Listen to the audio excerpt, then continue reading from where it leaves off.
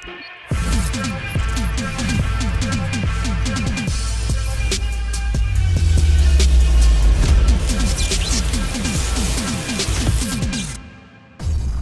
if events went differently in the Amazing Spider-Man universe? What if the course of history had changed? What if Gwen Stacy was bitten by the radioactive spider?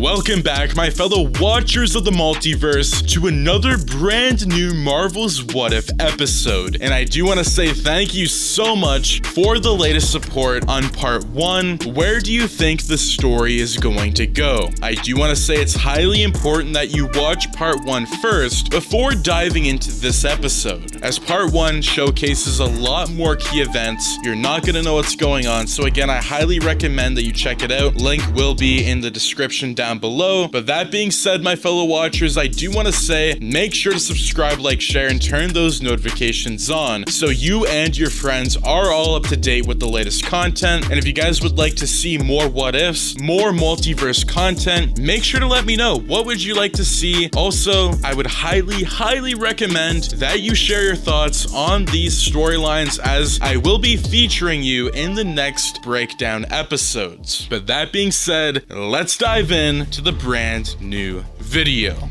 Location: Midtown High School.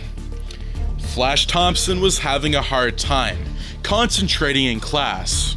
Not after what he had seen, he kept on casting glances towards Gwen during the class.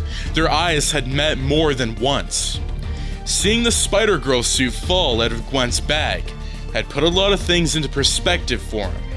That explained how Gwen, despite her fragile girl state, was able to best him in hand-to-hand combat. He wondered how she had managed to get superpowers, but quickly realized that she must have taken advantage of her Oscorp internship and gotten it from the lab. Then, the teacher was interrupted when a cop radioed in the class. Everyone turned to look at Gwen, and she quickly put her hand into her bag and silenced the radio. Then, she took the bag and shuffled out of class. Flash saw this and got up to leave after she had left. He heard his teacher's protest, but he didn't respond to them. He heard the cop radio speaker far away from the hallway. He followed Gwen to the ladies' bathroom. The cop radio was reporting a carjacking with 2 kids trapped inside in downtown New York. Suddenly, the door to the ladies' room bursted open, and Gwen ran out. Flash ducked out of sight just in time. He saw the Spider-Girl suit on Gwen, and he followed her as she ran out to the roof. Location: downtown New York. Gwen arrived downtown New York, running and jumping over the rooftops of high-rise buildings. She saw the police vehicles racing the hijacked car down the street. Then, they had even set up a roadblock in front, but the carjacker had rammed right through it. Gwen then ran over buildings and overlooked the car. She then shot her cylindrical webs onto a building on the other side of the street and swung down the road. Her timing was perfect as Gwen crashed into the car's right passenger windshield. Her feet collided with the carjacker's head and she knocked him unconscious. She then said hi to the terrified kids in the back seat. They were twins. She then opened the driver's side door and let the carjacker fall onto the street. Settling into the driver's seat, she drove the car to the side of the street. One of the twins exclaimed that Gwen was an amazing Spider-Girl. Gwen smiled from behind her mask and said that she was right. She gave the girls high fives, just as the cops surrounded them. Gwen got out of the car, raising her hands. She told the cops that the kids were fine. They commanded her to freeze, but she didn't. Instead, she shot a web at a street lamp and swung off a building. Meanwhile, Flash Thompson had gotten out of a cab just when Gwen had crashed into the car. He had seen everything firsthand. He had also seen Gwen's disregard for the cops. He felt raw anger in him as he heard the onlookers on the street applaud and cheer for the Spider-Girl. Location: Thompson residence. Flash was in the basement of his house, polishing his new powers by punching 3 heavy-duty punching bags that he had tied together. It helped him imagine the punching bags to be Gwen Stacy.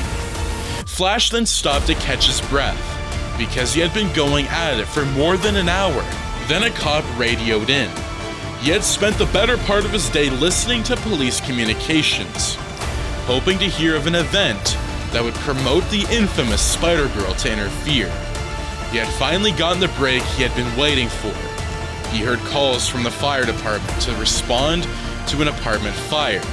He would have ignored it, but for the fact that some people were believed to be trapped in the building, he left the house and jumped into his dad's car and backed it out of the driveway.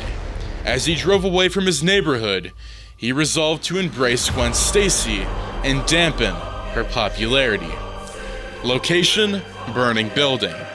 Gwen Stacy arrived at the scene dressed as Spider-Girl. The burning building illuminated the night sky, the crowd cheering her for arriving. 2 patrol cops were there, keeping the crowd away from the building. Gwen noticed that the fire department hadn't arrived yet. Someone then said that there were still people trapped in the top floor. So, Gwen jumped on the side of the building and climbed it rapidly. She then entered the top of the building through a window. The smoke was thick.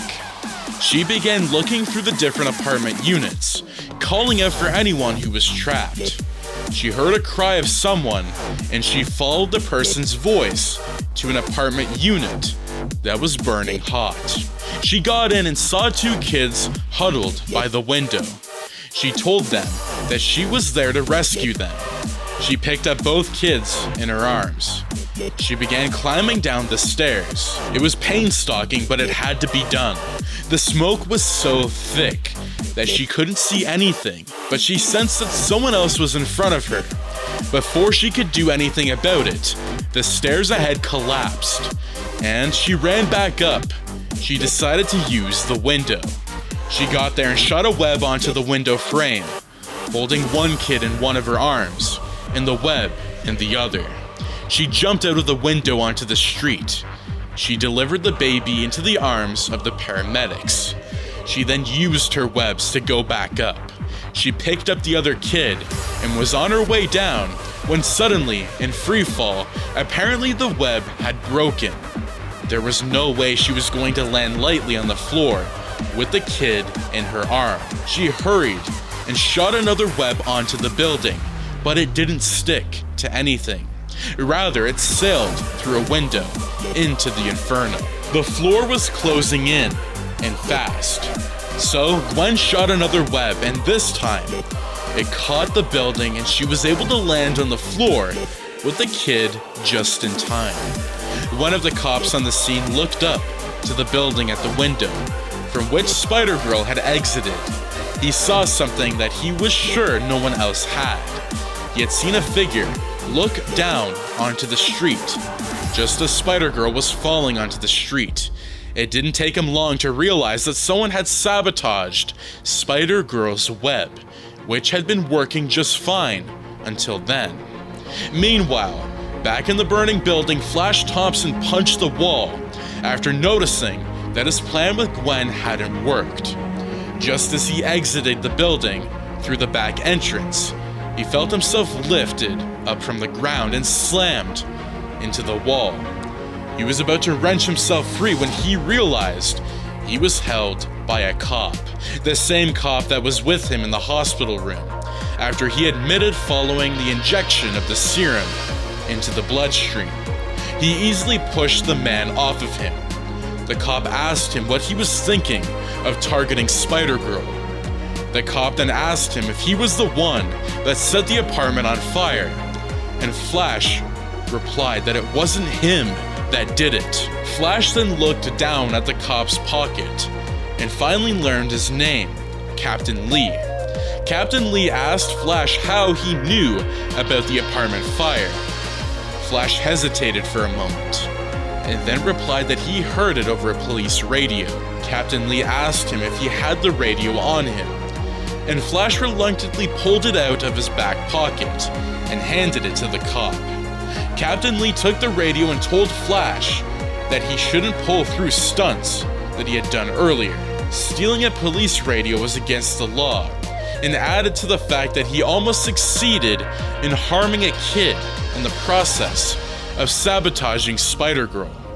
He told Flash to go home and stay out of trouble. He said the next time Flash was caught committing any crime, he would be arrested and taken to jail. Flash snorted and left in the dark alleyway. Location: Stacy residence. Gwen had just gotten into her room from the window when her mom walked in. Mrs. Stacy quizzed Gwen on where she had been and asked how she had managed to sneak into the house. Gwen did not answer and instead told her mom that she'd like to be left alone. Mrs. Stacy was not having it. She started complaining about how Gwen had become so cagey and unruly since her father died. She was talking so fast that she began to cry. Gwen then asked her to leave, but Mrs. Stacy wiped her tears and told her that her friend Peter Parker had been waiting for her to return home, and he was waiting in the living room. Gwen was instantly alarmed and told her mom that she should have just led with that information in the first place. Gwen then walked out of her room with her mom and saw Peter in the living room. Peter was surprised to see Gwen and said that he didn't know she was at home. Gwen said that she just arrived. Peter was about to ask how she managed that, but Gwen told him not to ask. They walked out onto the balcony and were staring into the New York skyline. Peter remarked that Gwen was smelling like smoke. He asked her where she was, and she replied that she couldn't talk about it. There was an uncomfortable silence that followed, and Peter began talking excitedly about finding out more about his father, Richard Parker. He then talked about the amazing Spider-Girl and how she became a sensational hero. Gwen tried listening, but she wasn't really interested. Then Peter held her hand. He looked down and noticed pink bruises on it. He asked her what happened there, but she didn't answer. Now, Peter didn't know what to think.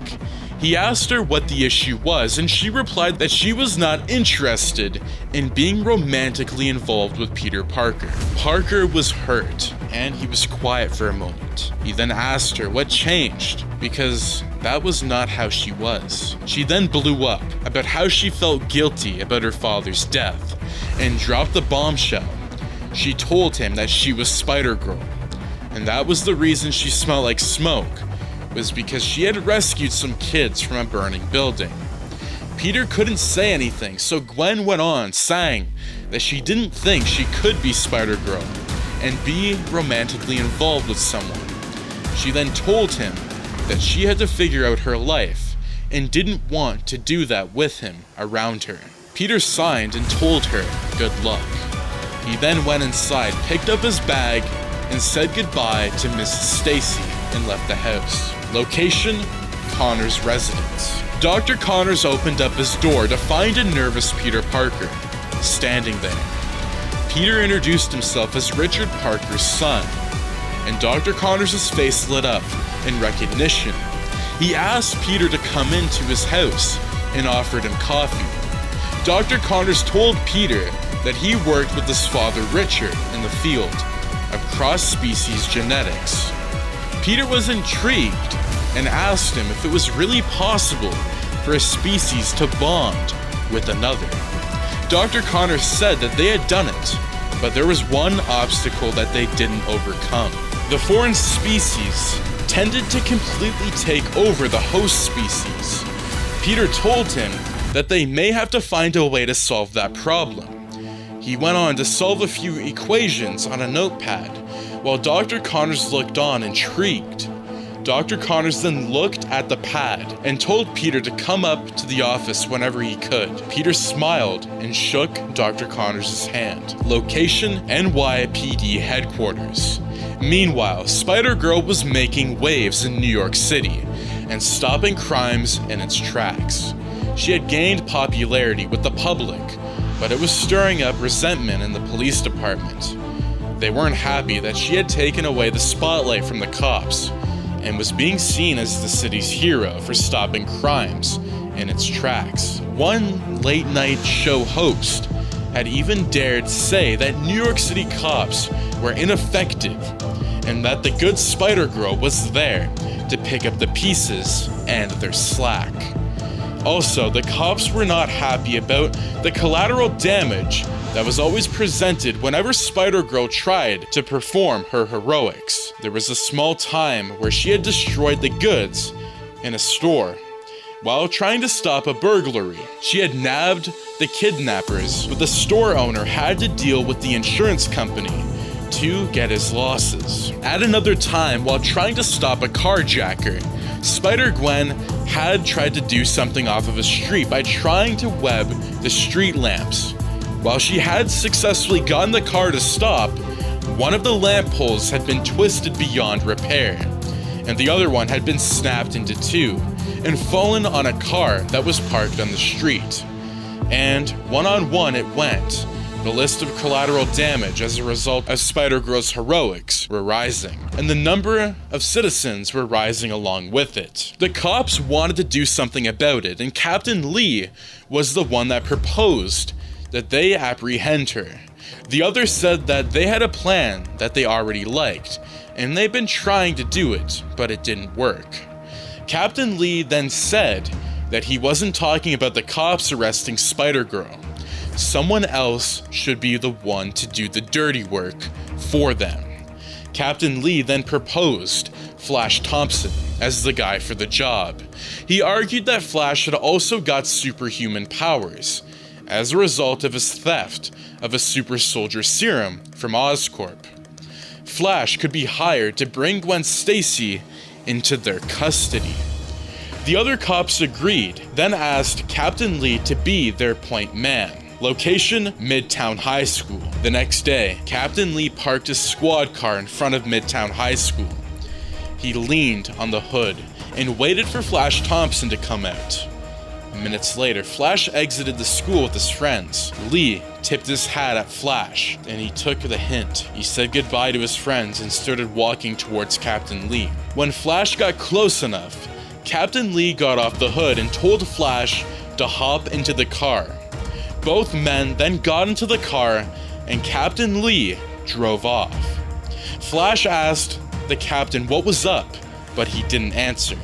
He drove in silence until they reached a parking garage. When they got there, Captain Lee cut right to the chase. He told Flash that the cops needed to rein in Spider-Girl because of her wanted destruction of property in New York City. He then told Flash that Spider-Girl needed to be arrested. Flash interjected that it was about time. Captain Lee then said that he was glad Flash felt that way, because he was the one that could do the job.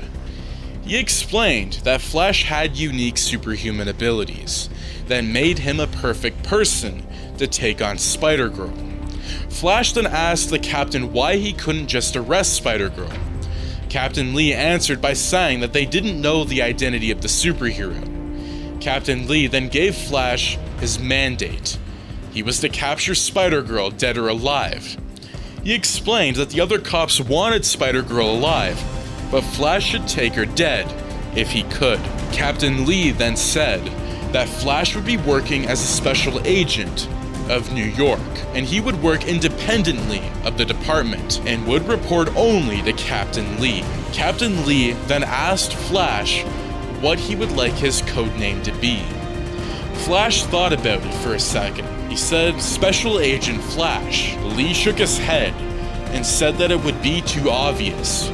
Flash thought again and replied that he should call himself Special Agent Venom.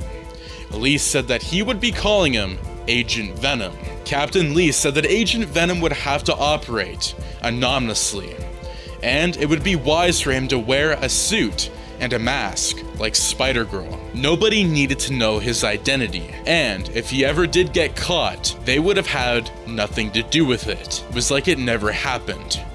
Flash agreed, and Captain Lee proceeded to drive him back to his house. Location: Oscorp.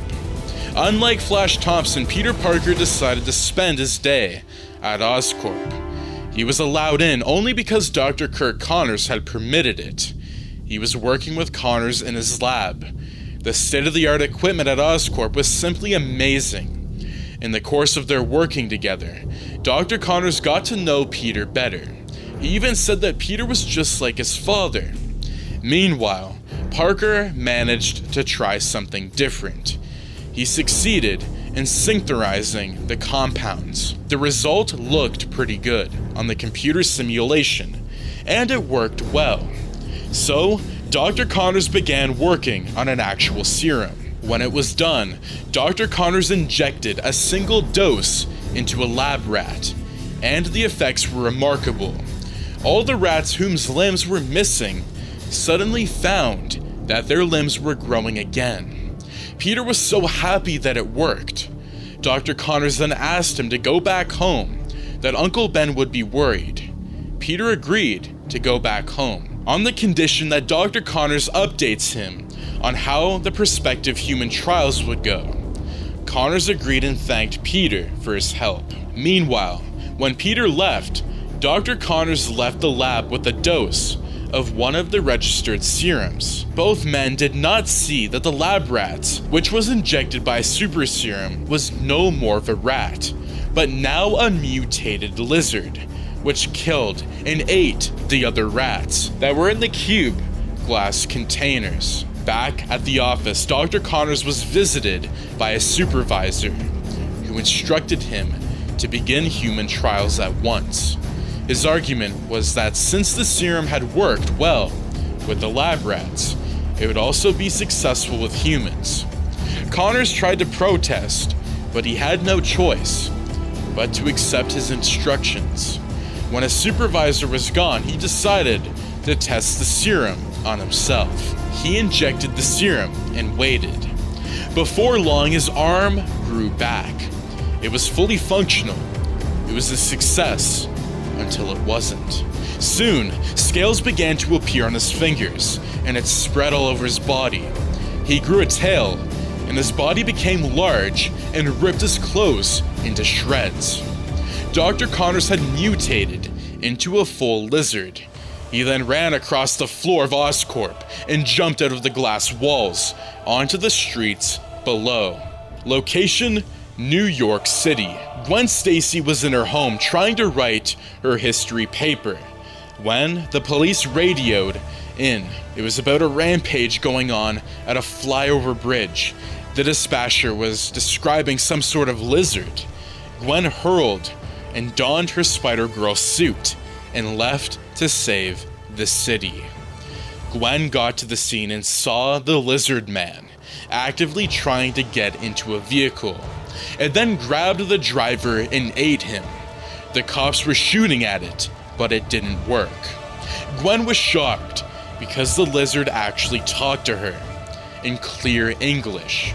Gwen then used her webs to try and tie it, but it tore right through the webs. Gwen then began punching it repeatedly in the face. That seemed to do the trick. The repeated blows, plus the relentless bullets from the SWAT team that had arrived, finally got the reptilian monster to back down. It then moved away. Location: Stacy residence. Gwen Stacy returned home to find Peter Parker waiting for her. She asked him what he was doing there, and he replied that he saw the lizard man on the news and how Gwen had faced him down. Gwen replied that he didn't have to visit her just because he saw her on the TV.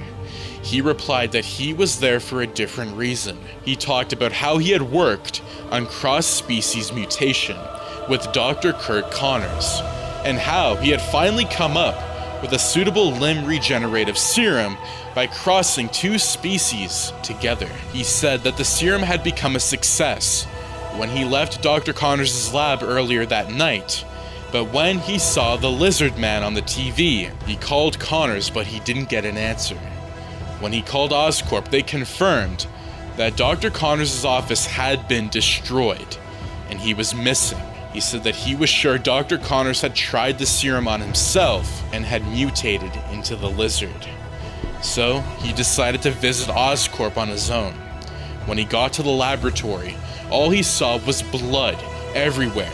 He did inject himself with the serum, but a lizard, it had broken out of the glass cubes, and they were attacking all the other rats.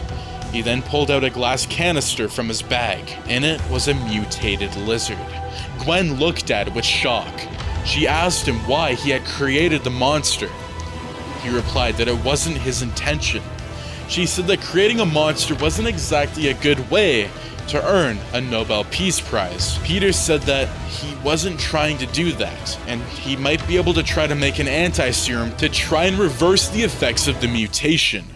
Gwen said that she would try to find the Lizard Man. Location: New York City. Peter Parker was on his way to school when he saw several mutated lizards on the sidewalk. He was instantly alarmed and hoped that no one saw them. He saw the lizards entering the drainage system. He removed his phone and called Gwen. He told her that he was certain that the lizard was in the sewers. Gwen then told him to wait for her. Minutes later, Gwen arrived wearing her Spider-Girl suit. When Peter asked her what she intended to do, she said that she was going to try and capture the lizard.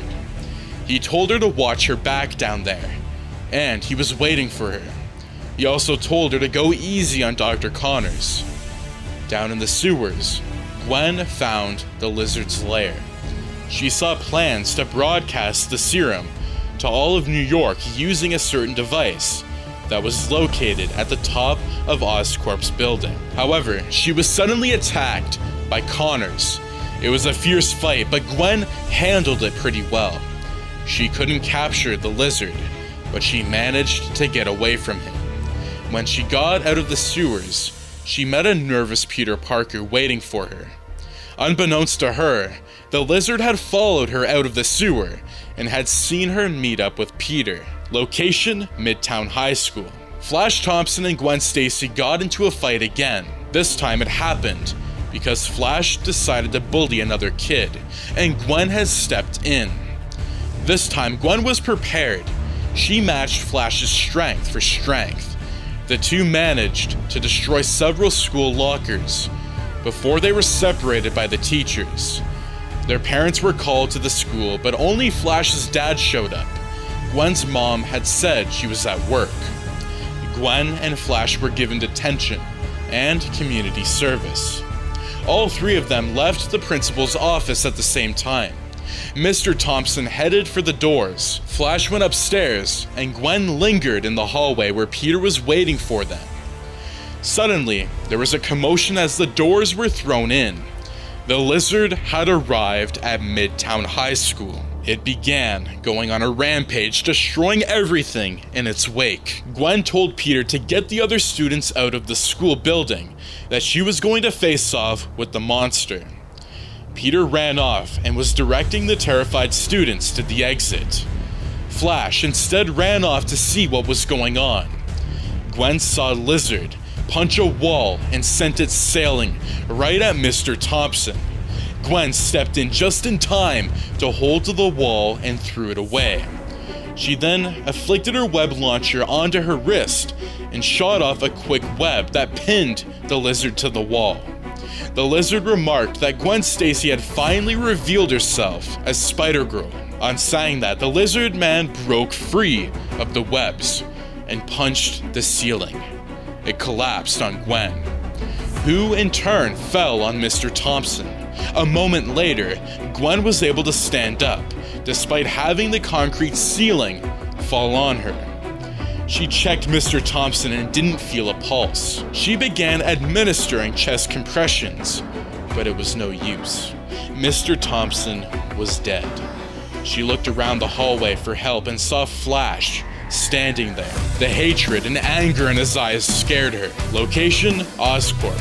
Gwen was sullen. She felt bad that Mr. Thompson had died because of her. Peter tried telling her that it wasn't her fault. It was no use. She was racked with guilt. Meanwhile, Peter was trying to produce an antidote for the botched regenerative serum. Based on what Gwen had told him, the lizard was trying to infect this city. It made sense because Oscorp had reported a theft of its equipment and chemicals needing to produce the regenerative serum. Then, the police radioed to life, announcing that the lizard was on a rampage again, this time in downtown New York. Peter went to Gwen and told her to pull herself together because the city needed their hero to help them again. He told her that to hold the lizard man from getting to Oscorp, he would try to finish the antidote as soon as he could. Flash Thompson was furious. He had gone to the police department to seek full permission to kill Gwen Stacy.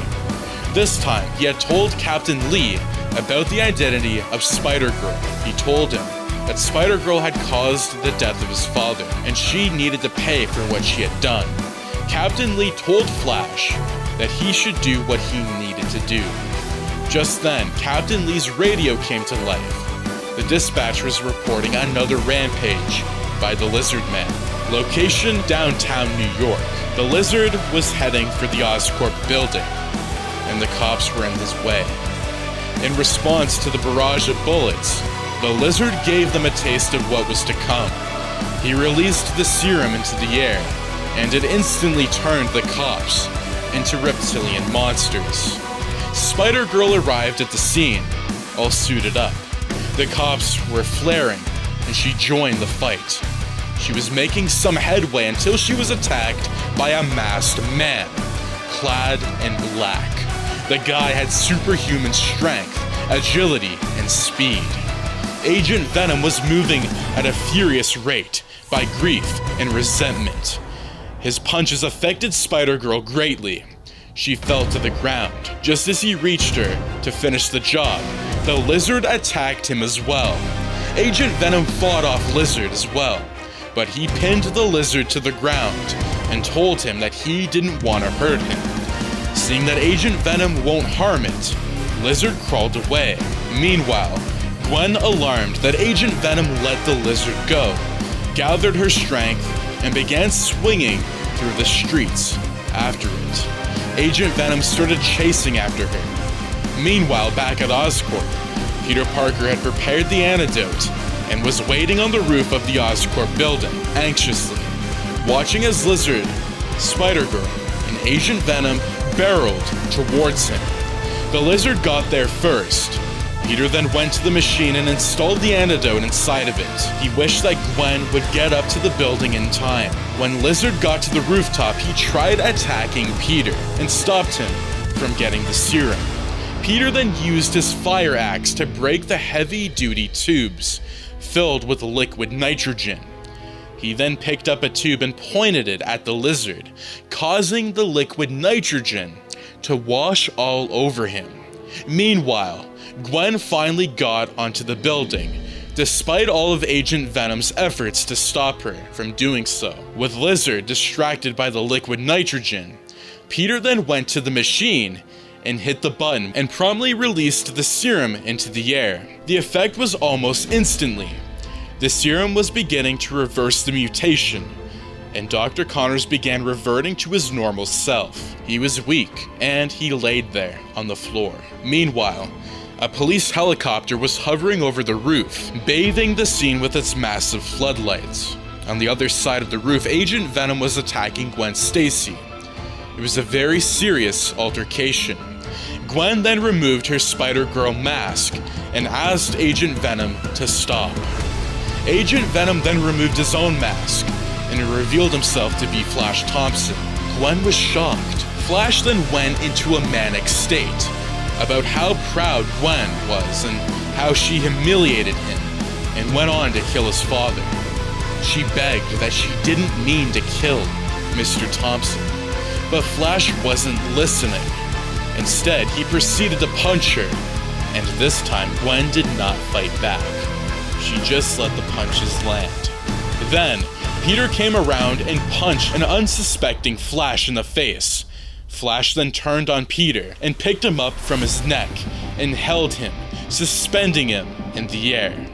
Then he carried Peter to the edge of the building and released him. A weakened Gwen screamed no and reached the edge right on time to see Peter fall on the ground below in a splatter of blood, bone, and gore. Gwen looked at Flash with a fury of her own. She was angry that Flash had killed her friend. She then attacked with everything that she had. She used her webs to tie his hands, and she punched him. Her blows were finally making a difference, and she didn't stop. Blow after blow landed on Flash. Just as she was about to deliver a fatal blow to Flash, the doors to the roof bursted open, and several SWAT team members surrounded her. They asked her to stop, and that they'll make Flash pay. She relented, and the cops arrested Flash. However, just as they were leading him away, he said that he wasn't the only one who hated Gwen. He named Captain Lee as the person who asked him to kill Gwen Stacy. Captain Lee was then arrested by his own team members. Later that night, Gwen Stacy stood in the front of a garbage can. Her eyes were clouded with tears because of the night and how it turned out to be. She didn't like the fact that she had inadvertently caused problems for people by being Spider-Girl. In her hand was her suit and web shooters. She tossed them into the garbage can and turned her back on the life that she had lived as Spider-Girl. And that is going to be the first full part of What If Gwen Stacy was bitten by the spider in The Amazing Spider-Man. Would you like to see a part 3? What are we going to do? Are we going to do anything with Harry? Are we going to do anything with Electro? I mean, we have a path set, but I don't think we're going to do anything with those characters. We have an alternative path set now, with Agent Venom, Captain Lee, and Gwen Stacy as Spider-Girl. Now, I do hope that you enjoyed this Marvel's What If video, and if you guys do enjoy, do make sure to subscribe, like, share, and turn those notifications on, so you and your friends are all up to date with the latest content. Do make sure to follow the Patreon, as it's starting at just $6 a month. It goes a long way. You can see a ton of behind the scenes content. You can get featured in the videos. Also, I do want to say, make sure to follow my Instagram, Twitter, Reddit page, and Facebook, as you can get all the other behind the scenes content, when I'm posting, what the schedule is. You're all up to date. But thank you so very much for tuning in, and I'll see you in the next video. Take care and have an amazing day. Peace out.